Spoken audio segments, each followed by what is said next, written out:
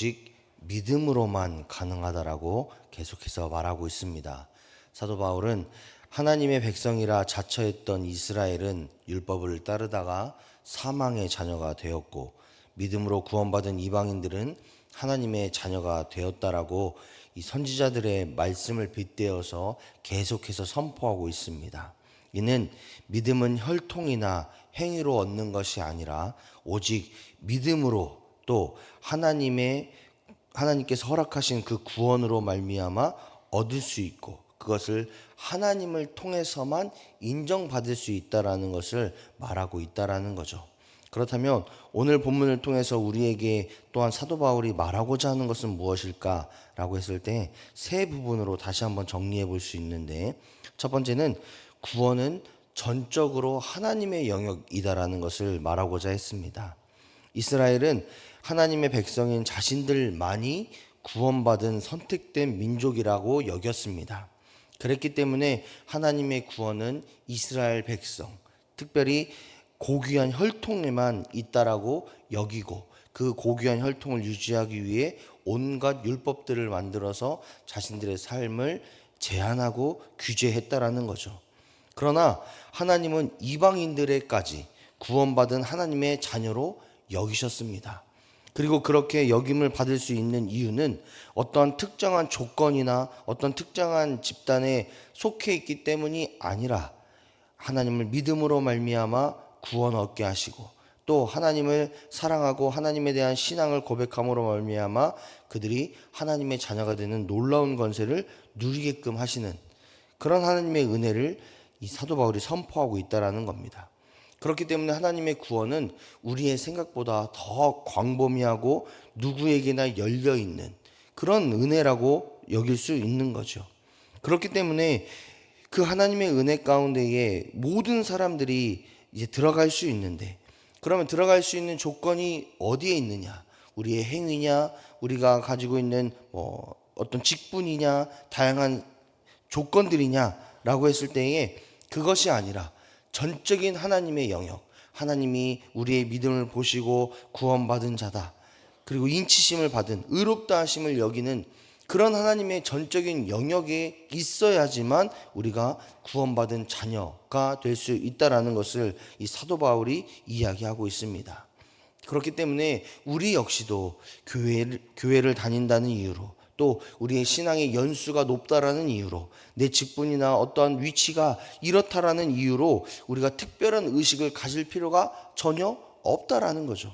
오히려 그런 위치에 있을 때에 더 겸손하게 하나님을 인정하고 더 겸손하게 믿음을 선포하고 나도 죄인인 나도 구원하셨던 하나님의 은혜와 사랑을 이 주변에 있는 사람들에게 전해줄 수 있는 그런 넓은 아량과 복음에 대한 열정을 가지고 살아가는 것이 우리에게 필요하다라는 것을 깨닫게 됩니다.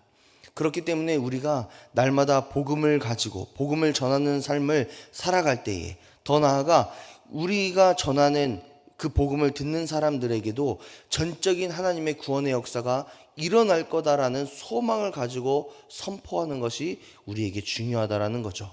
왜냐하면 그 구원의 영역은, 구원은 전적인 하나님의 영역이기 때문에 그렇습니다. 두 번째로 깨닫는 것은 세상을 살아가는 우리는 인내의 믿음을 가져야 된다는 것을 깨닫습니다. 27절의 말씀을 다 같이 한번 읽어보겠습니다. 27절입니다. 시작.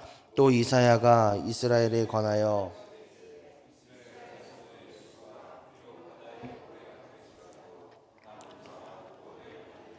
아멘.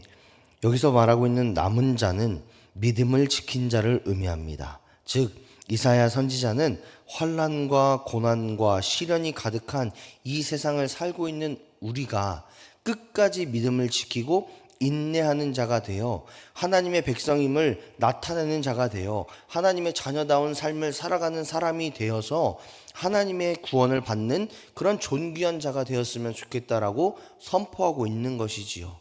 그렇기 때문에 이 남은 자로 여겨질 수 있는 그 가장 중요한 것이 무엇일까라고 했을 때에 끝까지 하나님을 의지하는 믿음과 하나님을 신뢰하는 하나님의 사랑하는 마음을 가지고 끝까지 붙잡으려고 노력하는 그런 모습이 우리에게 주어져야 되지 않을까 싶습니다. 그러니까 우리의 삶의 주인이 하나님 되심을 인정하고, 더 나아가 하나님께서 내 삶을 통치하실 수 있도록 날마다 하나님께 우리의 자아를 내어드리고, 더 나아가 하나님의 뜻이 어디를 향하고 있는지 날마다 성경을 묵상하고 또 성경대로 살려고 노력하고, 그런 삶의 모습들이 우리에게 있어야 된다는 거죠. 그리고 그런 삶의 모습들 가운데에 내가 하나님의 뜻대로 살았어가 중요한 것이 아니라, 하나님 과연 내 삶 가운데에 어떻게 역사하시기를 원하십니까? 하나님 내 삶의 주인 되어 주십시오. 하나님께서 지혜를 허락하여 주셔서 분별력을 가지고 세상을 살아갈 수 있게, 하나님 뜻 안에서 살아갈 수 있게 도와주십시오라는 그 성숙한 믿음과 자세가 우리에게 필요하다라는 거죠. 그러면 그런 삶을 살아갈 수 있는 방법은 무엇이겠습니까? 오직 예수님을 의지하는 것밖에 없습니다. 30절부터 32절까지의 말씀을 쭉 보면, 오직 믿음으로 말미암아 의에 이르게 되고 그 의의 법을 따른 이스라엘은 율법에 이르지 못하지만 그러지 않은 자는 행위에 부딪히게 될 것이다. 행위로 말미암아 깨지게 될 것이다 라는 것을 분명하게 말씀하고 있습니다. 구원은 우리의 행위가 아닌 믿음으로 말미암아 얻는 것입니다. 또한 우리가 살아가는 모든 삶에서 믿음을 지킬 수 있는 방법은 오직 예수님을 의지하고 신뢰하는 것밖에 없습니다. 우리의 힘이나 우리의 능력으로 믿음 가지고 살겠습니다. 물론 잠깐은 될 수 있지요. 그러나 여러 가지 어려움들이 찾아오고 시련이 찾아올 때 낙망하는 이유, 파선되는 이유가 거기에 있습니다. 내 힘으로, 내 노력으로 하려고 하니까. 그렇기 때문에 우리는 이 새벽에 나와서 날마다 기도하는 이유가 거기에 있는 거죠. 우리의 자녀들, 우리의 가정, 우리가 하는 일들이 잘 되는 것도 물론 위해서 기도해야겠지만, 그거보다 더 중요한 것이 있다면, 하나님 내 삶 가운데에 하나님이 주인 되어 주시고 내 삶을 붙잡아 주시고 끝까지 하나님을 의지하며 신뢰하며 살아갈 수 있는 그런 삶이 되기를 원합니다. 이게 바로 우리의 기도 제목, 가장 중요한 기도 제목이 되어야 되지 않겠습니까? 하나님께 사랑하시는 여러분, 날마다 우리는 예수님을 의지하고 예수님을 신뢰하는 삶을 살아야 될 줄 믿습니다.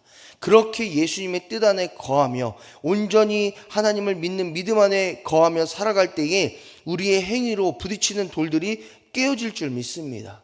하나님의 능력 안에 우리가 살아갈 줄 믿습니다. 내게 능력 주시는 자 안에서 내가 모든 것을 할 수 있다라는 그 사도 바울의 고백처럼 하나님을 의지하고 하나님을 신뢰하고 하나님의 말씀 안에 거하는 우리들의 삶을 통해서 하나님께서는 우리의 시련과 역경과 고난들을 기쁨과 감사와 즐거움의 이유로 바꾸실 줄 믿습니다. 하나님께 사랑하시는 여러분, 구원은 오직 믿음으로 말미암아 얻습니다. 결코 행위나 혈통 등으로 얻을 수 없습니다. 따라서 우리의 삶은 우리에게 구원을 허락하신 하나님께 감사하는 삶이 되어야 되고, 우리의 믿음이 소망이 되어야 되고, 또 우리의 삶 가운데에 허락하신 하나님의 은혜 가운데에 힘을 얻고 살아가는 그런 하나님만 신뢰하는 그런 인생이 되어야 될 줄 믿습니다. 날마다 우리의 삶 가운데에 하나님을 의지하시고 신뢰하시고 동행하심으로 승리의 인생을 살아가시는, 그 믿음으로 채워지시는, 믿음으로 세워지는 하나님의 백성, 하나님의 자녀가 되는 놀라운 축복을 누리시는 저와 여러분이 되시기를 주님의 이름으로 축복합니다.